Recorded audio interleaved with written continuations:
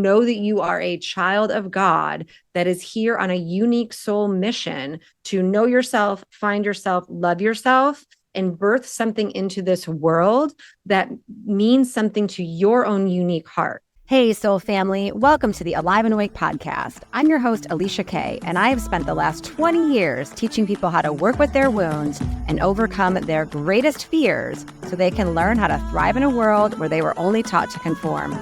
Each week, we will dive deep into the practical, the spiritual, and the mystical so I can teach you how to do the inner work to know yourself, trust yourself, and eventually love yourself enough to create a world where you feel fully alive, awake, and free.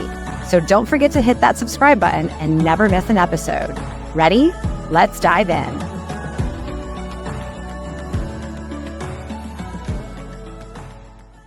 Hey, everyone. Welcome to the very first episode. It is an absolute dream come true that I get to sit here and talk to you today about who I am, what I do, and why I am so passionate about sharing this podcast and so many things with you. But first, it's like uncomfortable for me, full disclosure, to talk about myself and tell you who I am, because usually I have someone sitting across from me when I share stories and when I talk about where I came from and how I got here. So talking to a screen is a little bit pushing me over the edge. However, because I am a person that knows exactly what to do with that discomfort, I'm going to channel it in a different way, and I'm going just to keep talking because I know that what I have to say is meant for you to hear if you are listening to this right now. So I figured I would start with talking about who I am today and how I feel about myself, and then talk about all the things that I went through to get me here. So today I identify in my heart, body, mind, and soul as an incredibly worthy woman. I know who I am in truth. I trust myself fully. I'm confident in myself. And I exude this presence where people know that they feel seen, they feel heard, they feel loved, and they feel safe. Because of who I am and how much work I've done on myself, I've really started to identify with the truth of my divinity and why I am here and why I want to serve. However, that was a 43-year process to get me sitting here with you right now. I went through horrific things in my childhood, and I now know that my soul chose these things and actually developed a plan with God as my higher self for me to create this life and come in a very, very wounded way so that I could really experience on a firsthand level what a lot of my clients are dealing with. So I have an immense capacity for empathy for anybody that walks into my office or anyone that shares their stories with me, because as they're sitting across from me or I'm hearing their voice and their pain as they're talking, I can honestly say, yeah, me too. I mean, there's been some things that I honestly haven't gone through. Like each person may struggle like medically. I've been very, very fortunate. That hasn't been my mountain to climb.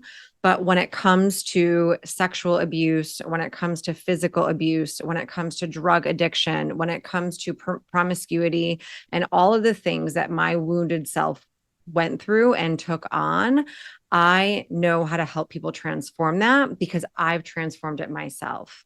Right. I was born into a situation where my mother had me at 16, and she became incredibly codependent on me for her source of love and for her source of happiness.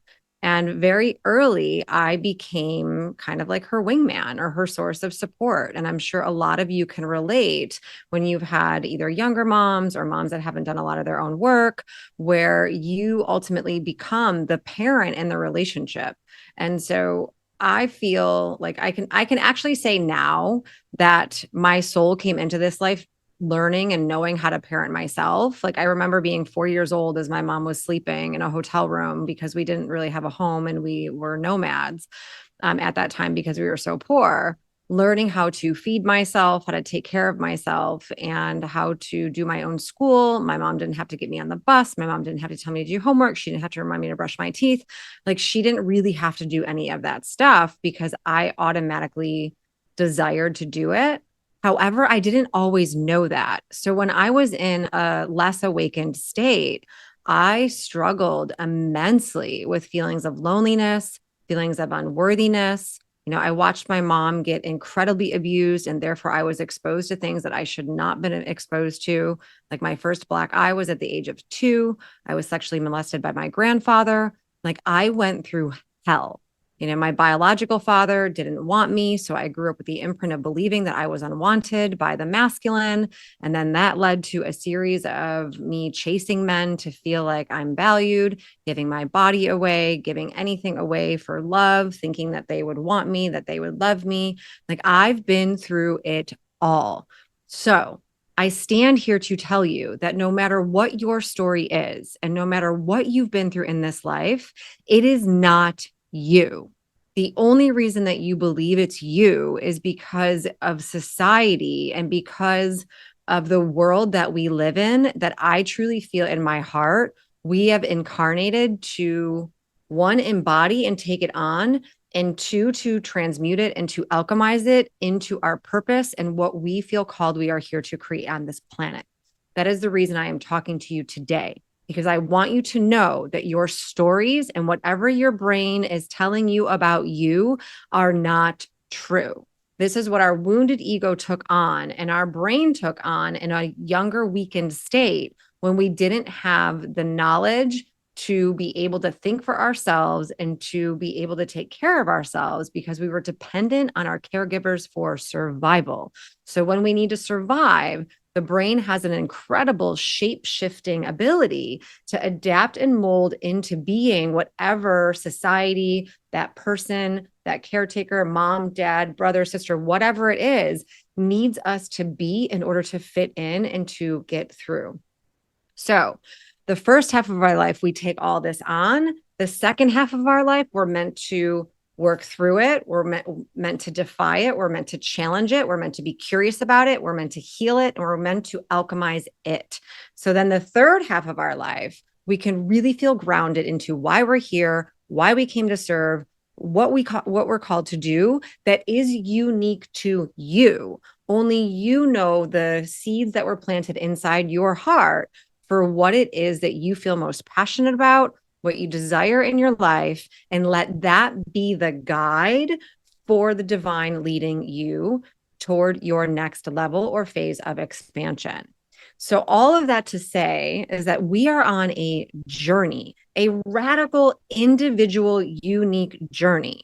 Nobody knows exactly what it is that you need except for you. So when you tune in and you start to unpack and unwind the layers of pain and stories and stigmatizing and the lies and like the self-sacrificing and the sabotage and the addictions, all of that, when you really do the work to radically get to know yourself, right? Gnosis, the Gnostics believe like gnosis, know thyself, right? Know thyself as the child of God, as the son and daughter of God that created you in order to birth into existence and resurrect the new version of you that you are called to be in this lifetime.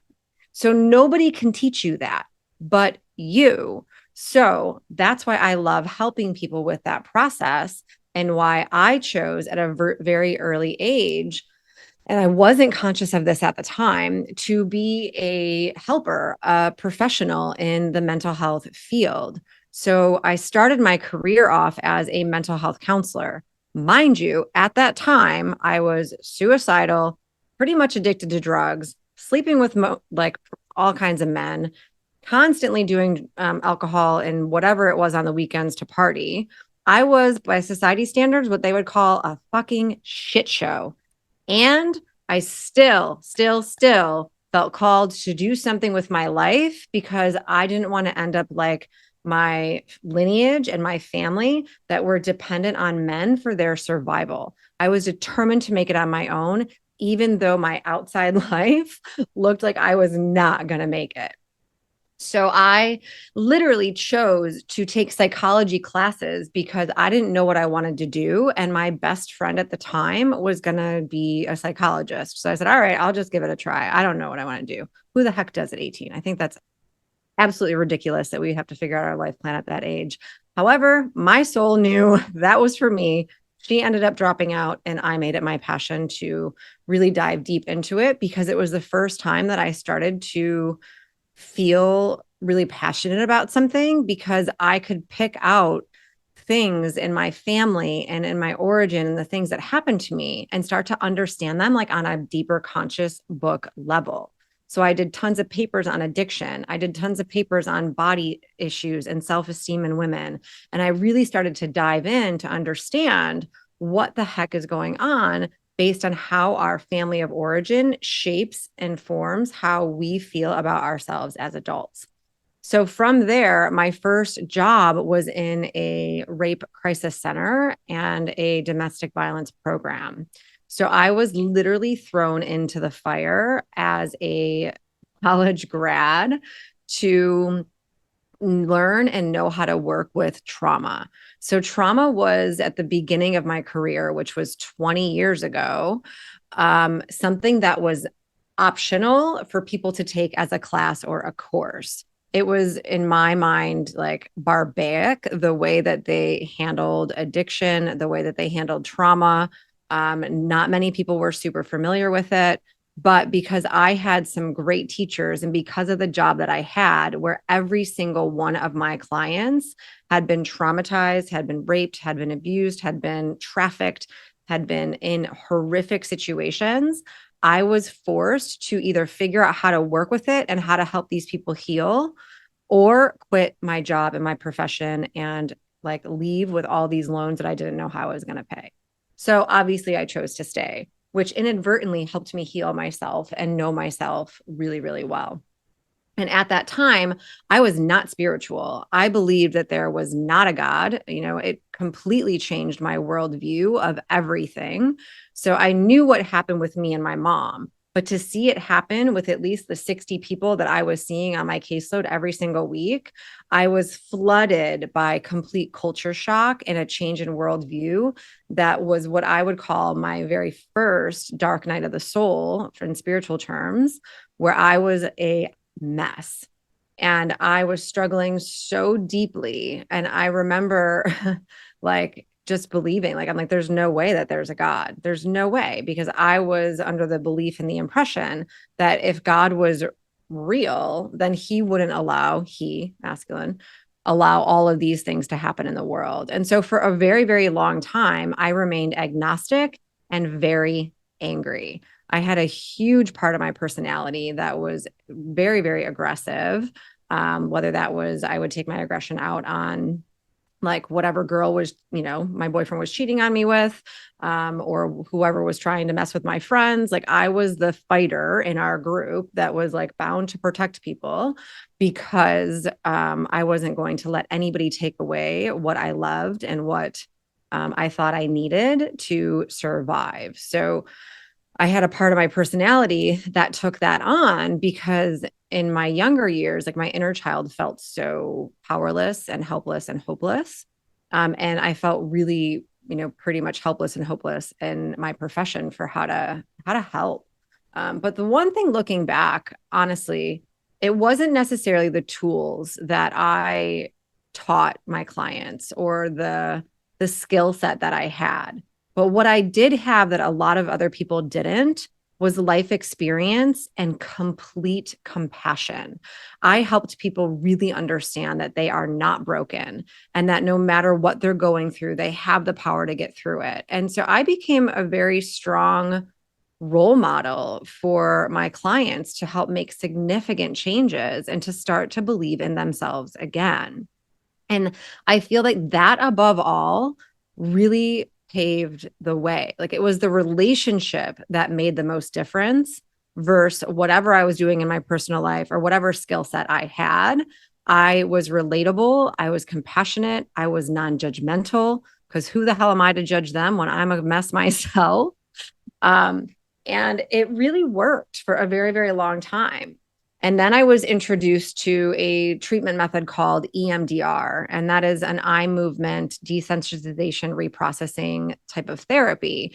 And so I became really passionate about this new modality because it was something that people had a lot of hype about. Nobody believed in it. It was when it first came out almost. And there were trauma clinics out there that wouldn't let their clinicians get trained in it because there wasn't enough evidence-based research to prove that it was a viable method to treat PTSD. Now, today, it's the number one method to treat PTSD. So I was very, very lucky that my agency at the time let me get trained. They wouldn't let me practice it. However, I did anyways, because I'm a rule breaker at heart and I'm going to do what I need to do to help people. And that's really just how I live my life. But long story short, I was indoctrinated into these types of modalities of trauma before it was even mainstream and was a thing. So I know in my heart that my soul led me on that path because I wasn't searching for that, right? It was things in some ways came easier to me than they do other people, where my second job happened to be in a trauma and addiction clinic, but the reason that I got that job was through my EMDR training. Like I wasn't searching. Really looking back on my life now, I can see how every seed was planted in order for me to take the next step to evolve and to expand. So for that, in that way, I've been incredibly blessed and incredibly lucky that like I can see it now. Like my path found me. Like I was literally hanging on by a thread most of my life, just trying to get by, trying to look and appear like everybody else. I got married because I thought that was the thing that I could do. And he was the only one that I've ever met in my lifetime that accepted me for who I was and didn't try to change me, and also fit in with my friends. We partied all the time. We had a great time when it came to having fun. But when it came to learning how to do the day-to-day things of a relationship, we were horrible at it. We didn't communicate. We didn't talk. We didn't know how to get on the same page. Like I hid my feelings from him. I always pretended I was fine because I felt so broken. Like there were so many things looking back on that I can see how it really was a trauma bond and how I was trying to fit into a mold that wasn't really meant for me. Right. I am really grateful for that whole situation. I have a beautiful son out of it, but I was definitely not in a place to be able to handle any kind of stability because I didn't feel internally stable. I didn't know who I was. I didn't know God or why I was here. I was just living by the seat of my pants, and like living fully in the moment and letting everything else go because I was constantly just in survival mode. And from there, it just became this huge, almost awakening where I remember I was very, very knee deep in my binge eating disorder because I was doing bodybuilding. I was trying to prove my worth by the way that my body looked. I was trying to be accepted. Actually, like if I had the perfect body, then I could accept myself, like we all do as women. And I was trying to have like everything on the outside appear perfect and normal, while on the inside, I was struggling. And so I would say that this would be like my second dark night of the soul, where I got down on my knees and I just prayed, like, God, if you are real, if there is such a thing, you need to show me because I can't do this on my own. Literally like threw up my hands and was like, I don't know how to do this. I need help. And it was a really beautiful experience because I felt what I now call is like holy goosebumps, or like the chills just came all through my whole nervous system, and my body lit up like a Christmas tree. And it was the first time I ever really knew that there was something else outside of me that was bigger than me, that was there for me. And oh, it's happening right now. So I feel it. I have a direct connection with the heart of God now because I've really reestablish that relationship and that trust to let that feeling and let that presence guide me. And I'm not going to say that it was all rainbows and glory after that, but it was, things started happening that weren't happening before. I found an amazing therapist through my EAP program who I know was sent by the divine. Like she was an angel to me. She helped me learn how to set boundaries. She helped me heal my mother and father wound. She helped me end the relationship that I didn't want to be in. And then it became to the point where it was like, Alicia, just trust yourself. Every single time you come back to me, it's to help you break up with somebody. Just break up with somebody. But because I had a wound that was so that I felt so bad. I felt horrible for hurting another person because of the stuff that I took on in my childhood, that I couldn't do it. It's almost like I needed my therapist to give me permission to do it. And then I could have the courage to do it because I had the support of somebody who didn't make me feel like I was all messed up. Right. So I had this voice inside of me being like, I feel bad if I hurt another person. But inadvertently, I was hurting them because of the way I was treating them and the way I was acting and what I was doing in the relationship. So, like, the mind gets all screwy with this type of stuff, right? And I only tell you that because I know if you're listening and you're a woman, you probably also have that feel bad feeling because of all of the trauma and the past life things that we've endured, to like feel guilty for having our own needs or our own feelings, and we talk ourselves out of those things because of like intergenerational stuff and things that we carry within our nervous system. And I can honestly say at this point in this day, I notice that that is always there, but it doesn't lead my decisions, and it doesn't run the show anymore, right? So these are the things that I like to work through with people in my coaching program and in my practice, because it's so important to re-embody and reclaim yourself as the sovereign creator of your life. So with all of that being said, there's been a lot of things that I have been through in order to get to the place that I'm at now, where I can teach women and men. I've worked with thousands of men over the years and over, oh my gosh, so many women, to help them really stop the mind drama and learn how to work with the wounding inside of them, to heal it, to recognize it, and not let it lead their decisions, but mostly not let it be their identity, right? You, like I said at the beginning of this, you are not what happened to you. You are what you choose to believe about you. So when you work with yourself, when you're ready to heal, when you are literally like draw a line in the sand of like, I'm not going to be like this anymore in relationships, right? I remember pivotal moments on my soul's journey where I had to be done, but I had to experience it so much in order to be done. That's why it's so important that we don't try to force somebody to do something that they're not ready to do. It has to come from within them, so that it can be remembered somatically, and then they can know what to do and what not to do going forward, right? I made a pact with myself to never, ever, ever sacrifice myself in relationships again, to never be with a man who was emotionally unavailable, to never be with a man who wasn't going to treat me well, to never settle for less than what I know I deserved. Even if that means that I'm single, I know my value and I know what I have to offer, and I'm not going to settle for bullshit. Like that's just not even in my radar. Like that's impossible at this point of my life.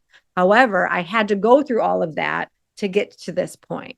So whatever it is that you're dealing with right now, don't judge yourself. You will get there. Trust that this is all part of the reason and the path that you are on to find yourself and know who you are in truth, to know that you are a child of God that is here on a unique soul mission to know yourself, find yourself, love yourself, and birth something into this world that means something to your own unique heart.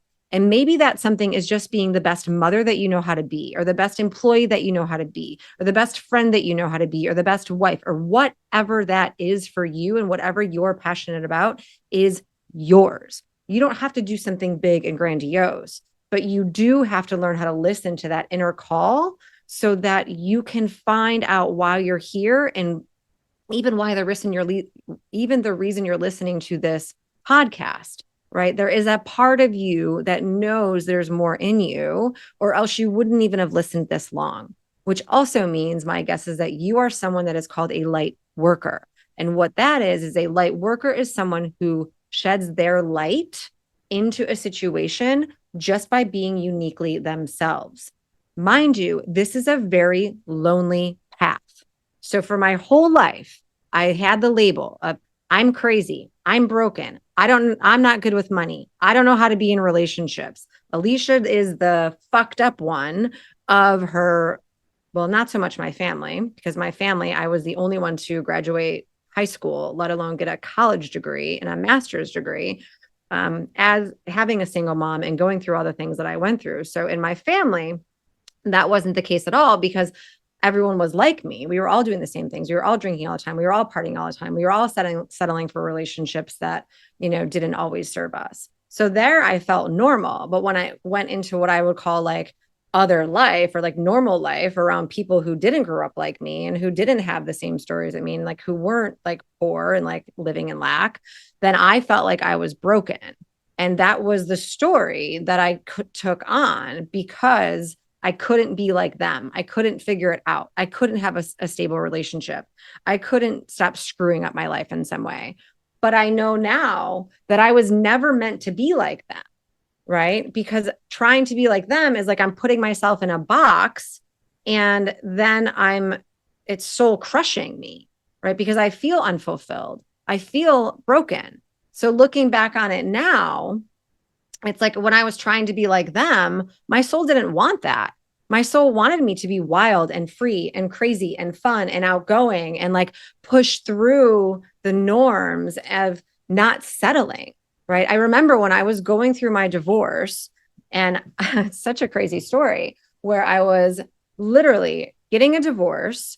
I was pregnant, and I was losing my job in my career at a hospital-based program that supported me, gave me a retirement, and paid my health insurance, all at the same time. And I didn't know what the hell I was going to do with my life. I had no idea.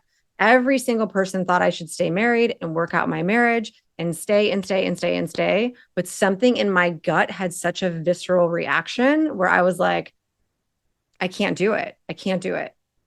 I just couldn't do it.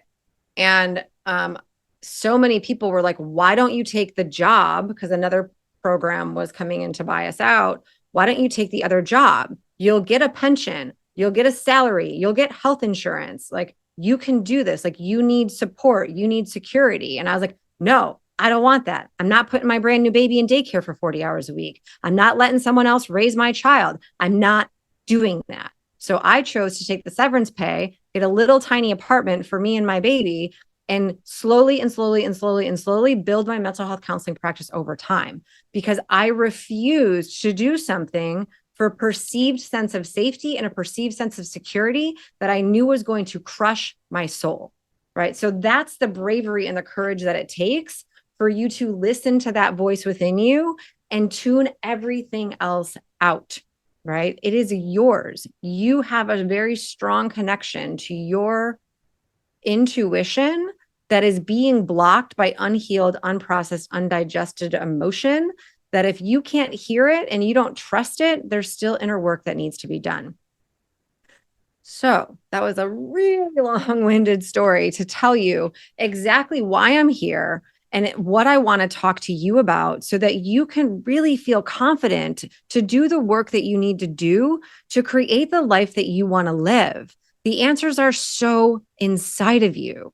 And if we continue to keep living the way that we're living and looking for validation and reinforcement outside of ourselves, then we're going to continue to suffer as an individual and as a species on this planet. We have been indoctrinated into so many lies that I don't even want to get into on this podcast, but I'm sure we'll talk about someday, where we need to change and re-access the divinity that lives within us, that loves you unconditionally, that knows exactly why you're here and why you went through all the things that you went through.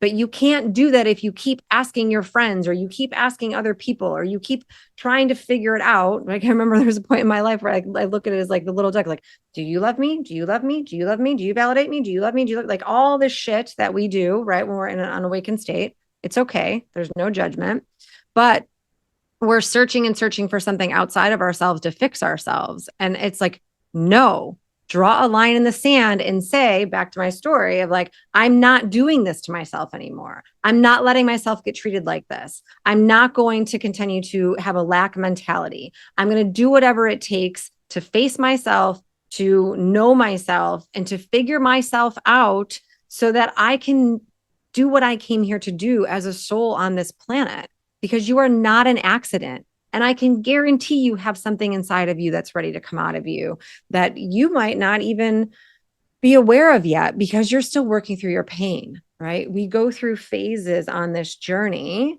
to get to a place where we can start to birth something new into existence. But the truth is that you have to be willing to let things die and not hold on so tightly and stop being afraid of change. If something is being taken out of your life, or something changes in your life, consider that divine protection and divine redirection, right? Maybe you're not supposed to be with that person. Maybe you're not supposed to be in that job. Maybe like you're having health issues because you haven't taken care of your body and your soul wants you to start to, take that more seriously. I don't have the answers to that, but I know that your soul does.